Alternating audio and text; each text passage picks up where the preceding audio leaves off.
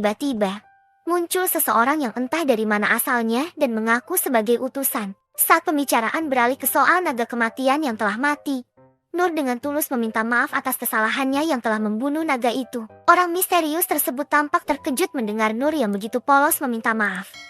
Tetapi dia tidak terlalu memikirkannya karena tujuan utamanya adalah menghabisi Rolo. Tanpa berlama-lama, dia langsung melancarkan serangan dengan kecepatan kilat. Untungnya, Nur cepat tanggap dan berhasil menangkis serangan itu. Orang misterius tersebut kemudian menuntut Nur untuk menyerahkan Rolo. Namun Nur menolak karena tahu orang itu berniat membunuh Rolo. Akibatnya, terjadilah pertarungan sengit antara mereka, di mana Nur hanya mampu bertahan dan menangkis semua serangan dari orang misterius tersebut. Ketika orang misterius itu hendak menyerang Rolo, Nur dengan cepat menangkis serangannya, bahkan sampai menghancurkan belati milik si misterius. Alih-alih berhenti, orang misterius itu malah mengeluarkan belati lain dan langsung menyerang kembali. Namun setiap kali dia menyerang, Nur dengan mudah mampu menangkisnya.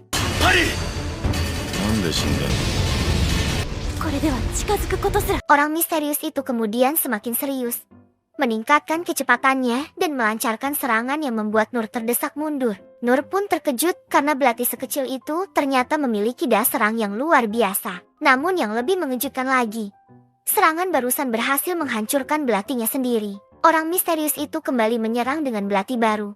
Ines baru menyadari bahwa orang misterius tersebut adalah buronan yang dikenal dengan julukan orang mati. Ternyata, Ines dan keenam instruktur sebelumnya pernah membahas tentangnya. Orang mati ternyata adalah seorang petualang berperingkat S bernama Jadu. Kekuatannya begitu ditakuti oleh keenam instruktur. Okean menjelaskan bahwa sejak kecil, Jadu sudah menguasai teknik kuno alkimia milik kaum dwarf, dan pada usia 13 tahun, ia sudah berhasil membunuh seekor naga. Reputasinya pun sudah tersebar luas di seluruh penjuru dunia. Singkatnya, Jadu dianggap sebagai puncak dari para petualang. Namun, mengapa orang sekuat Jadu malah menjadi buronan di semua negara? Ternyata, Jadu memiliki catatan kriminal yang mengerikan. Ia telah membantai 36 anggota keluarga pedagang Sarensa. Jadu selalu menerima misi apapun dari siapapun, termasuk misi untuk membunuh warga satu negara. Dengan kata lain, Jadu bisa dianggap sebagai seorang pembunuh bayaran. Namun, pihak Guild tidak dapat mencabut lisensi petualangnya karena Jadu pernah berkontribusi dalam mengalahkan monster tingkat tinggi yang menyerang sebuah negara di masa lalu. Untuk mengurangi jumlah korban, pihak Guild akhirnya mengumumkan bahwa Jadu telah tewas dibunuh. Inilah alasan mengapa Jadu dikenal dengan julukan orang mati. Kembali ke pertarungan, sungguh luar biasa bahwa Nur masih bertahan, bahkan berhasil menghancurkan semua belati milik Jadu. Dengan polosnya, Nur meminta maaf dan berjanji akan mengganti belati-belati tersebut. Sementara itu, Jadu bergumam tidak menyangka belatinya yang terbuat dari mithril bisa hancur dan tidak mampu menembus pedang aneh yang dipegang Nur. Jadu pun menyimpulkan bahwa lawannya kali ini adalah orang yang aneh dengan pedang yang aneh pula. Namun, meski semua belatinya telah hancur, Jadu masih memiliki teknik rahasia yang disebut Silver Cross. Ternyata, teknik rahasia Jadu memunculkan 1000 pedang yang melayang di langit. Beruntung, Nur masih bisa menangkis serangan tersebut, bahkan rela mengorbankan dirinya demi melindungi Rolo. Pada saat itu, Ines sangat ingin membantu Nur, tetapi ia tidak bisa mengabaikan tugas utamanya sebagai pelindung Lin. Dengan kata lain, Ines harus tetap memprioritaskan keselamatan Lin.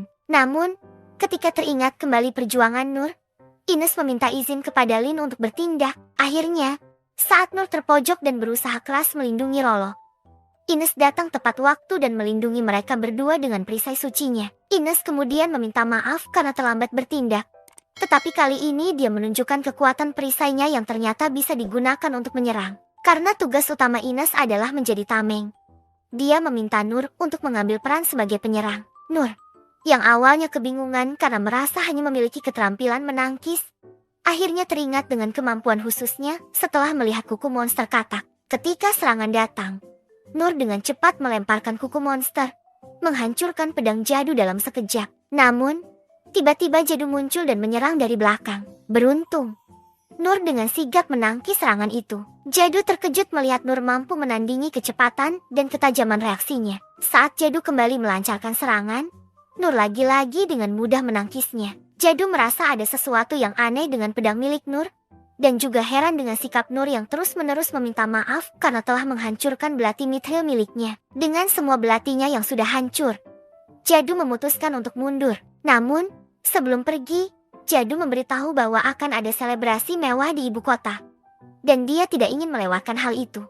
Ines bingung dengan maksud dari selebrasi tersebut, bertanya-tanya apa yang Jadu rencanakan. Namun, Jadu menolak memberikan penjelasan lebih lanjut.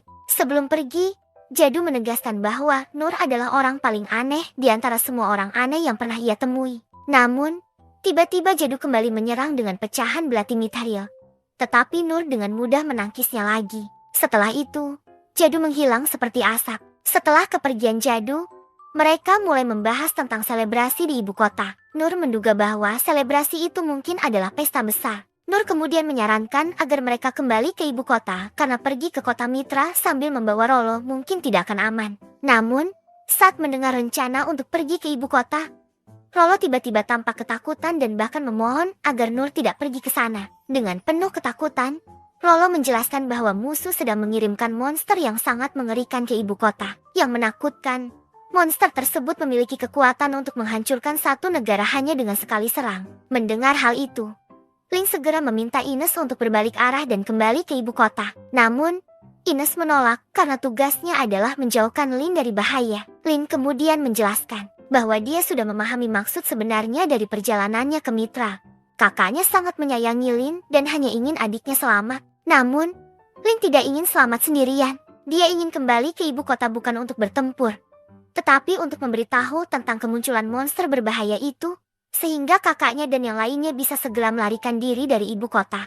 Akhirnya, Ines setuju dengan keputusan Lin, namun dengan syarat bahwa Lin harus tetap berada di dekatnya dan tidak boleh menjauh. Rolo tiba-tiba menyatakan bahwa dia akan ikut, meskipun merasa tidak bisa berbuat banyak. Setidaknya, dia ingin bertanggung jawab atas kesalahan-kesalahannya di masa lalu. Ketika Nur bersikap baik padanya, Lin menyadari bahwa dia tidak memiliki hati yang sebaik Nur.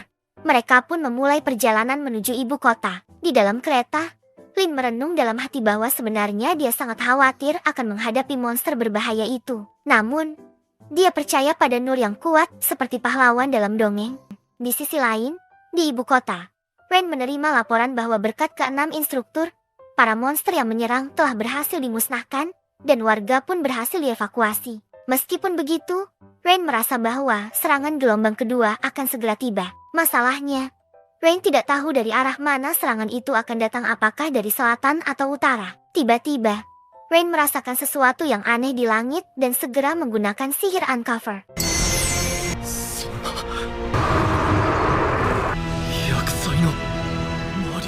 Sementara itu, saat melamun di kereta, Nur teringat sebuah dongeng yang dibacakan oleh ayahnya. Dongeng tersebut bercerita tentang naga beringas yang sangat menakutkan, yang bisa menghancurkan satu benua hanya dengan berjalan. Namun, mengingat bahwa memenggal kepala naga tidaklah mudah, perlu dicatat bahwa semua bagian tubuh naga bisa dijadikan obat atau senjata yang sangat kuat. Lebih jelasnya, semua bahan dari naga tersebut dapat memakmurkan sebuah negara. Dan sekarang, di hadapan Nur, naga malapetaka yang diceritakan dalam dongeng itu akhirnya muncul.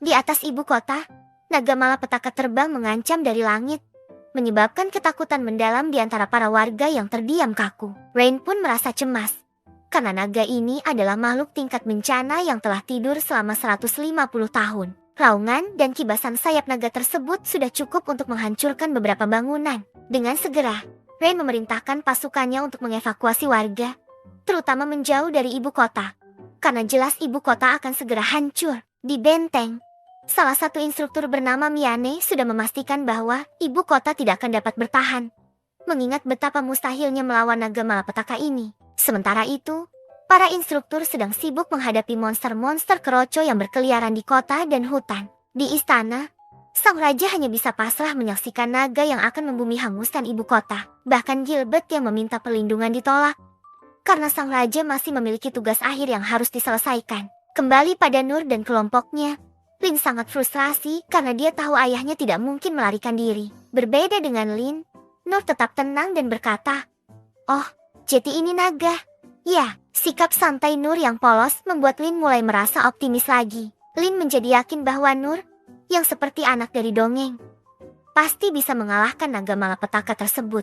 Karena mereka masih jauh dari ibu kota, Nur meminta Lin untuk menggunakan sihir angin seperti yang dilakukan sebelumnya, agar mereka bisa sampai ke ibu kota dengan cepat. Dan Ines juga membantu dengan menciptakan pelindung berbentuk gong untuk memperkuat sihir angin Lin. Lebih dari itu, kali ini Lin menerapkan sihir angin dengan kekuatan lebih besar, yaitu sihir lapisan ke-6. Nur terkejut karena merasakan perbedaan, dan inilah yang terjadi.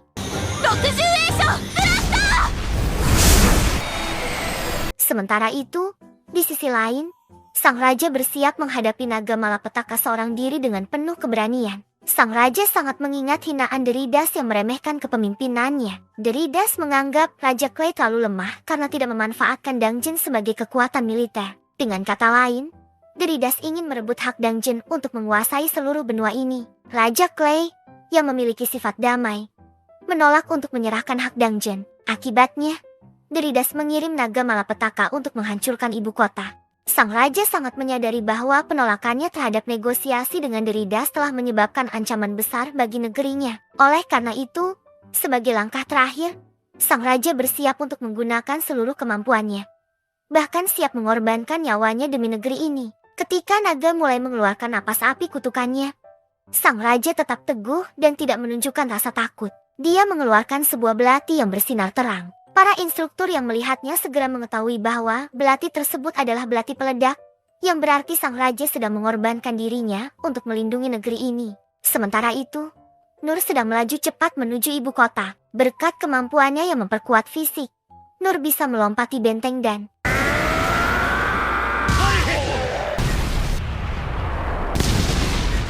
dengan mudahnya, Nur menangkis semburan api naga hingga naga itu terjatuh. Semua orang terkejut melihat kejadian tersebut, dan naga itu bertanya-tanya dalam hati bagaimana bisa tiba-tiba terjatuh. Ketika naga melihat Nur berdiri tegak di depannya, kemarahan naga semakin memuncak. Naga merasa bahwa manusia kecil yang lemah tidak layak berdiri di hadapannya. Ketika naga mengibaskan ekornya, Nur dengan tenang menangkis serangan naga hingga naga itu terjatuh lagi. Nur tidak merasa terintimidasi oleh ukuran naga yang sangat besar. Sebaliknya, dia malah semakin bersemangat untuk melawan naga tersebut. Sementara itu, Lin dan kelompoknya menunggang kuda untuk mendekati lokasi dan memastikan keselamatan sang raja. Namun, tiba-tiba puing-puing terlempar ke arah mereka. Beruntung, Lin selamat berkat perisai suci dari Ines. Namun, mereka tidak menyangka akan disambut oleh 3 kaisar Goblin. Lin dan kelompoknya gemetar ketakutan. Karena menghadapi 1 kaisar Goblin saja sudah sangat sulit, apalagi 3 sekaligus. Terinspirasi oleh semangat Nur yang tak pernah padam, Lin merasa terdorong untuk melawan monster tersebut. Dan Ines pun setuju untuk membantunya. Ketika monster-monster mendekat, Lin segera meluncurkan sihir tombak es. Tetapi sihir itu tidak berhasil. Saat Lin akan menghantam perisai milik Ines, Rollo menciptakan sihir pengendali untuk menghentikan gerakan monster-monster tersebut. Dengan demikian, Lin kembali menyerang dan membekukan semua monster. Di momen ini, terlihat kekuatan Ines sebagai penyerang. Lin sangat terkesima dengan kemampuan Ines yang bukan hanya sebagai perisai suci, tetapi juga sebagai pedang suci. Ditambah lagi, bantuan dari Rollo si iblis membuat pertarungan terasa lebih mudah. Di sisi lain, naga hendak menginjak Nur. Namun Nur dengan mudah menangkis serangan tersebut. Bahkan cakar naga pun dapat ditangkis dengan mudah oleh Nur. Nur merasa heran karena pedangnya yang sangat kuat tidak pernah mengalami kerusakan. Sementara itu, naga merasa bingung mengapa cakar dan kakinya rusak. Padahal selama ini tidak ada yang bisa merusak bagian tubuhnya tersebut. Karena tidak ada cara lain, naga akhirnya menggunakan serangan pamungkasnya, yaitu semburan napas api dari langit. Semua orang yang menyaksikannya merinding karena tidak ada yang bisa selamat dari serangan ini. Namun, yang mengejutkan, Nur berhasil menangkis serangan tersebut dengan mudah.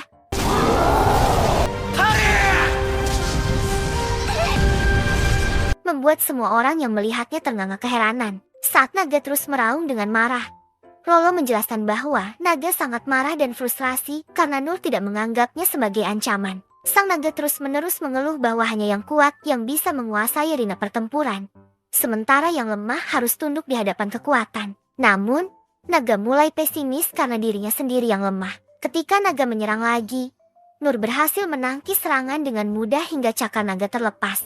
Akibatnya, Naga terjatuh dan kini bersikap pasif di hadapan Nur yang sangat kuat. Para warga yang melihat dari jauh terkejut dengan kekuatan Nur. Sementara Nur teringat akan cerita dari ayahnya. Ayahnya pernah bercerita bahwa material dari naga bisa membawa kemakmuran bagi sebuah negara. Dan siapapun yang membunuh naga akan mendapatkan gelar pahlawan sebagai pembunuh naga. Namun, karena naga terlihat menyerah, Nur merasa tidak bisa membunuhnya dan merasa tidak layak disebut sebagai pahlawan. Tidak lama kemudian, Lin dan teman-temannya datang menghampiri. Sementara Nur hanya tersenyum dengan polos.